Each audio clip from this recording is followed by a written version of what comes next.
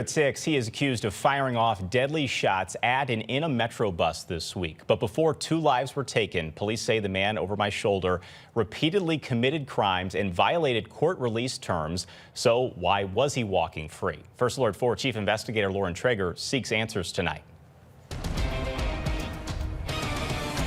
All day long, I have been digging through the criminal history for Anthony Frazier, and while lengthy, it is also very complicated. Certainly an unfortunate trajectory that ended with 2 innocent lives being taken. Bottom line is that sometimes there's tragedies. Christy Flint, a defense attorney and former prosecutor, says it appears Anthony LaRon Frazier had a problem with drugs.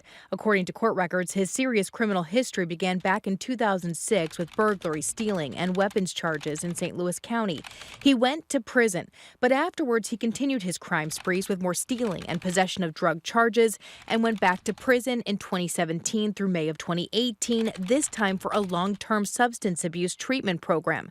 But by 2021, he was charged again, this time with domestic abuse 2nd degree for strangling his girlfriend, and he was given probation. But it was in 2023 that he was often in trouble yet again, in February picking up a drug case, on March 12th, 18th, and 23rd for stealing from stores in Franklin and St. Charles counties, and again in November for stealing. Also in May, getting multiple warrants for probation violations. Though he had those warrants, he was never arrested. That is, until after police say he randomly shot and killed Jerron Jackson Craig and Jorge Andres Cantor Pinzon, who were riding a MetroBus in Berkeley Monday. 2 innocent people killed. What would you say to somebody who might argue, though, then that shows the system failed to work properly?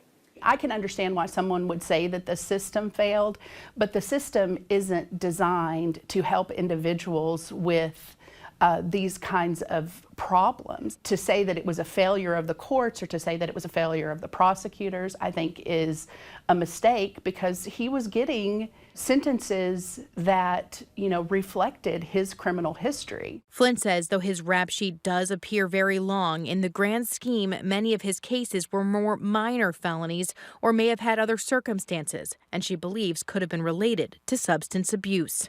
I don't know what the answer is, but I do know that the answer is not in law enforcement and in the courts. When you look at his record, it's really rather amazing that he's still able to be out in a stolen vehicle, no less, stopping a Metro bus and killing 2 innocent people on that bus. But former St. Louis County Police Chief and Councilman Tim Fitch says the system needs to get tougher, even on more minor crimes. Those all lead to bigger crimes where people feel emboldened to do what they want to do.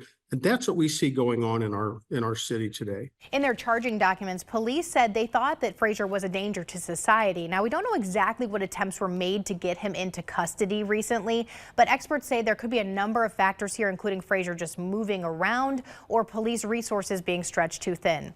Either way, one thing is for certain, he would not legally be allowed to possess a gun. For First Alert 4 Investigates, I'm Lauren Traeger.